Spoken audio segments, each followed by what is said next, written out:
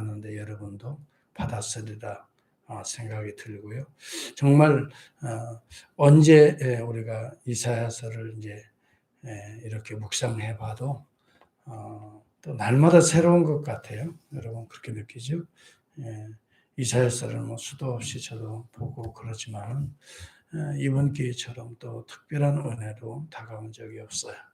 매일 매 순간 새롭다 하는 느낌을 받는데요. 이사야서 이제 66장 오늘이 마무리 지어집니다. 이 이사야서 1장에서 66장까지는 마치 창세기에서부터 요한계시록까지 성경 전체가 66권이지요. 그래서 그 전체를 이렇게 망라하는 듯한 느낌을 지울 수가 없어요. 또 내용적으로 보더라도 39장까지는 구약과 같은 이미지가 강하고요.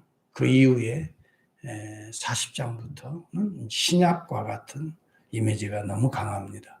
그래서 율법에 대해서 정죄받는 이스라엘의 모습을 보여준과 동시에 메시아의 출현을 통해서 그리스도를 통해서 이제 그러한 모든 죄악들이 사함을 받고 또 새로운 이스라엘로 회복되는 그런 장면들에 대한 예언들이 많이 등장하고 있죠. 그래서 66장에는 새하늘과 새 땅에 대한 이야기가 65장부터 등장하죠. 이것이 요한계시록에 보면은 21장에서 새하늘과 새 땅이 등장하고 22장은 그 안에서 누릴 하나님의 백성들의 아름다운 모습들이 요한계시록 22장에서 끝나거든요.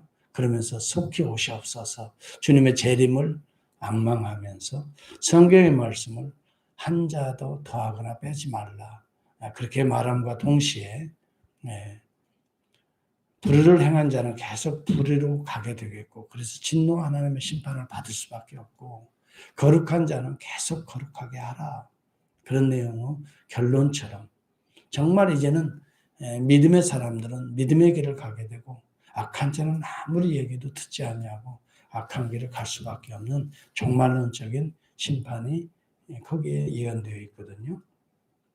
오늘 66장도 똑같아요. 궁극적으로는 하나님의 승리, 하나님의 돌보심, 하나님의 사랑 이것이 완성될 것을 말해줍니다. 마치 어미가 그 아이를 해산하고 그 아이를 받아서 젖을 먹이고 또 그 아이를 돌보는 그런 모습으로 오늘 또 이렇게 등장이 되잖아요. 오늘 여기 2절에도 보면은 나 여호와가 말하노라 내 손이 이 모든 것을 지었으므로 창조가 나오잖아요. 그래서 이 성경 전체는 창조였어요. 그 다음에 그리스도가 오심으로 말미암아 새 창조가 일어나고 새 창조의 완성이 이 새 에덴 동산의 모습으로 이렇게 마무리가 되어지거든요. 그러니까 시작의 창조로부터 새 창조, 그리스도를 통해 새 창조, 그리고 재림을 통해 새 창조의 완성, 이 단계로 이것을 우리는 시작과 끝, 알파와 오메가 되시는 하나님의 작품이라는 것을 우리가 보여주고 있어요. 이 모든 것을 내가 지었으므로 시작부터 그 다음에 범죄한 이스라엘에 대한 진노와 심판과 더불어서 새로운 이스라엘에 대한 출현. 그래서 그런 말미암아 이루어질 그리스도의 초림과 재림을 통해서 이루어질 완성된 하나님의 나라의 모습들. 이런 내용들이 마치 이리가 어린 양과 함께 먹으며 사자가 소처럼 즙을 먹으며 뱀은 흙을 양식으로 삼을 것이니 나의 성산에는 해함도 없고 상함도 없고 여호와께서 이렇게 다시 하실 것이라. 이것은 창조 에덴 동산에 뱀이 이제 그런 독소를 품고 미혹할 수 없다는 거예요. 아담과 하와를 미혹할 수 없고 이런 새로운 에덴 동산의 모습을 이제 회복시키는 그런 모습으로 등장하잖아요. 이것을 우리는 신학적으로는 인크루지요. 수미쌍관이라고 그래요. 시작과 끝을 주관하시는 하나님이다.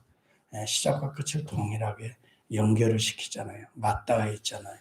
이걸 수미상관이라고 표현을 하는데 성경에 예언서가 특히 그런 내용이 많이 등장하는 게 그리스도의 출현 또 재림을 통해서 새로운 창조의 완성, 그러니 수미상관이 될 수밖에 없죠. 여하튼 여기 본문에 보면 이러한 하나님의 시작과 끝, 나는 알파와 오메가다. 그래서 여러분 요한계시록 1장에서부터 그 내용이 등장하잖아요. 나는 알파와 오메가다. 시작부터 또 이제 마무리를 하게 될 그러한 하나님이다. 이것을 알파와 오메가 되신 그리스도로 지금 소개하고 있잖아요. 요한계시록 1장에 보면 그렇거든요. 자, 그렇다면 시작과 끝의 중간 단계는 뭡니까? 하나님, 이 하나님을 믿고 의지하는 자는 구속을 받을 것이나 이 하나님을 버리고 배척하고 자기의 생각대로 자기의 뜻대로 나아가는 자들은 어떻게 해요? 가증한 길로 나아가게 돼서 마침내는 진노와 심판 가운데 처할 수밖에 없다. 그러니까 두 길을 얘기하는 거예요. 생명의 길과 저주의 길을 이야기하는 거예요. 하나님께서는 분명히 은혜를 베풀어 주셔요. 하나님의 그 사랑이 중단되지가 않아요. 이스라엘 가운데에도. 그런데 이 하나님의 은혜와 사랑 가운데 거하는 자의 모습을 여기 본문에 보여주고 있어요. 그러한 자들이 있어요. 이것은 신학적으로 보면 하나님의 예정과 선택의 안에 머무는 자거든요. 그런 자들이 있어요. 그러나 대부분은 자기의 뜻대로 나가게 된다라고 말을 해요. 마치 결정론과 같지만 아니에요. 예정론이에요. 우리가 이걸 알아야 돼요. 그렇기 때문에 우리는 오늘 내가 이 믿음 가운데 거한다는 것, 내가 오늘 이런 확신 가운데 산다는 것이 얼마나 하나님의 은혜에 감사한지 알 수. 이게 변하지 않을까? 변하지 않아요. 물론 굴곡이야 있겠지요. 그러나 더 강화될 거예요. 이것이 7년 대환란을 통해서 그 다음에 천년왕국을 통해서 나타나는 성도들의 인맞은 하나님의 백성들, 성도들의 모습이 나오고요. 더 의지하게 돼요. 여기 본문에도 보면 무릇 마음이 가난하고 심령에 통회하며 2절을 보세요, 여러분. 내 말을 듣고 떠는 자, 그 사람은 내가 돌보려니와. 하나님의 은혜 아래 있는 자들이 등장하잖아요. 남은 자들이 등장하잖아요. 오늘 이 새하늘과 새 땅에 머물 자들이 거기에 정말 참여할 자들이 등장하잖아요. 이러한 자들의 특징은 뭐냐면 심령이 마음이 가난하고 심령에 통회하며 그 다음에 내 말을 듣고 떠는 자라 이렇게 말을 해요. 하나님의 말씀에 반응하는 자들이에요. 여러분 반대로 말하면 자기 길을 가는 자들이 있어요. 우상들을 찬송함과 다름이 없이 행하는 그들은 3절에 보면 자기의 길을 택하며 여러분 자기의 길이라는 건 자기 생각이 자기 판단이에요. 자기 눈에 보이는 대로 가는 거예요. 이 길이 행복할 것 같고 이 길이 성공할 것 같고 이 길이 나에게 유익이 될 것 같고 이 길이 복된 길 같고 라고 스스로 생각하는 자들. 하나님의 말씀에 대한 입증을 갖지 못하고 여러분 하나님의 말씀을 듣고 떠는 자들은요. 내가 볼 때 그 길 가는 게 넓은 길을 가는 게 아니에요. 많은 사람들은 그 길을 가게 돼 있어요. 종말에 가면 이것이 쫙 갈라진다고요. 구약이 보여주잖아요. 남은 자는 소수예요. 상수리 나무도 배임을 당하여 무화과 나무도 다 배임을 당하여 그러나 그루터기는 남은 거 거룩한 씨라. 여러분 우리가 이걸 알아야 돼요. 66장에도 바로 소수의 남은 자들이 등장한다는 거죠. 무릇 마음이 가난하고. 여러분 우리 주님이 이 내용을 이용하잖아요. 심령이 가난한 자는 복이 있나니 천국이 저희 것이며 이렇게 말씀합니다. 가난하다는 말은 무슨 말이에요? 주님 나 오늘도 배고파요. 주님 오늘도 주님 은혜가 필요해요. 주님 주세요. 오늘도 하나님의 양식이 먹고 싶어요. 그냥 배가 고파 주려요. 정말 우리가 하나님의 말씀을 그렇게 사모하는 자가 바로 구원받은 자의 특징이고요. 그냥 먹어도 끝이 없어요. 그냥 더 먹고 싶고 좀 쉬었다가도 또 말씀이 더 그리워지고 새벽 기도의 시간이 그리워지고 물론 육신적으로는 피곤하죠. 저도 그래요. 육신적으로 벨이 울리고 준비하고 그러려면 피곤하지만 그래도 얼마나 좋은지 모르겠어요. 말씀을 준비하고 기도하고 자고 또 새벽에 일어나서 깨워서 또 이 말씀을 증거하기 위해서 교회를 향하고 이 말씀을 또 증거하고 정말 행복한 거죠. 이 자체가 하나님의 구속받은 남은 백성이라는 이 증거잖아요. 가난하고 심령에 통회하며 항상 하나님의 말씀 보면 내 자신의 순간순간 타락했던 거, 또 더러워졌던 거, 때 묻었던 거 이걸 씻어내는 거 이게 통회잖아요. 그래서 여러분이 말씀을 묵상하면서 우리 자신을 살펴보고 또 엎드려 기도하는 거예요. 그 다음에 내 말을 듣고 떠는 자 그 사람은 내가 돌보려니와. 어떻게 돌봐요? 아이를 낳은 것 같이. 여기 7절 이하에 그런 내용이고요. 시온은 진통을 하기 전에 해산하며 고통을 당하기 전에 나말을 낳았으니 결국 교회가 아이를 낳는단 말이에요. 해산도 있어요. 근데 그 전에도 나와요. 고통이 있어요. 아픔도 있어요. 내가 아이를 갖도록 하였은즉 9절에 여러분 한 영혼이 세례받고 구원받고 하나님의 백성으로 거듭난다는 것이 마치 해산하는 것 같아요. 여인이 해산하는 거죠. 정말 힘들어요. 세례문답을 같이 공부하고 또 시간을 내어서 또 참 그리스도의 복음을 증거해주고 또 그 삶으로 인도해주고 이런 과정들 그리고 그 아이가 낳다 하더라도 젖을 먹이고 항상 가까이서 돌봐야 되잖아요. 그 품 안에서 손 안에서 떨어지면 위험하잖아요. 그래서 항상 마음이 가고 어느 정도 장성한 사람은 그래도 뭐 안심하고 그러나 이제 막 갓난아이는 그냥 놓아두고 내 할 일을 할 수가 없잖아요. 그렇죠? 항상 관심. 그래서 제 마음은 새로운 사람들, 특히 아직도 예수 그리스도를 잘 알지 못하는 사람들, 마음이 전화를 또 하고 싶고 대화하고 싶고 막 그런 마음이 있거든요. 너무 자주 해도 그것도 뭐 좋지 않죠. 그분도 바쁘니까. 그래도 마음은 항상 그 마음은 곧 그 시간에 기도한다는 거죠. 내 마음이 벌써 주님을 향하고 있고 그 한 영혼을 향하고 있고 아이를 9절에도 보면 갖도록 하였은즉 해산하게 하지 아니하겠느냐. 나는 해산하게 하는 이인즉 어찌 태를 닫겠느냐. 교회는요. 태를 닫지 못하는 곳이에요. 하나님이 열고 계세요. 그래서 교회는 태문이라 그래요. 한 영혼들이 와서 모태에서 이제 새로 태어나듯이 하나님이 문을 닫겠어요. 내가 태문을 닫겠느냐.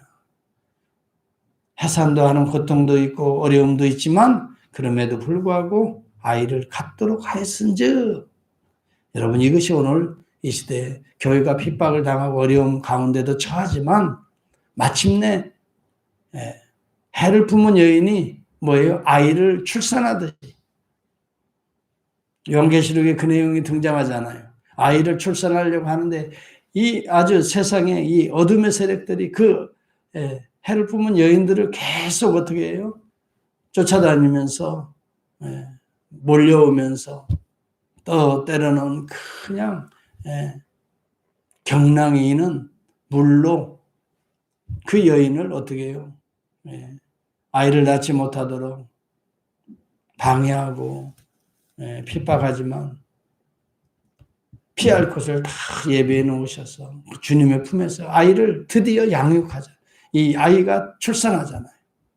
여러분 이것은 무엇을 상징하는 그림이냐 하면은 교회는 이런 어려움 가운데 존재하는 것 같고 위기 가운데 있는 것 같지만 그럼에도 불구하고 어떻게 아이는 출산하게 된다. 태의 문은 열려 있다.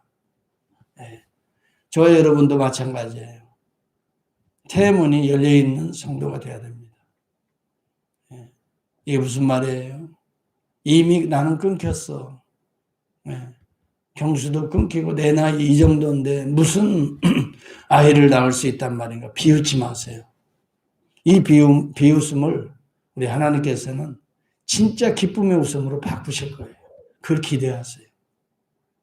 사라가 그랬잖아요. 처음에는 비웃었어요. 내 나이가, 아니 내 몸을 내가 아는데, 내 꼬락서니를 내가 아는데 무슨 소리야. 내가 누구를 전도해서 누구를 뭐 한다. 절대 여러분 비웃지 마세요. 하나님의 역사를 비웃지 마세요.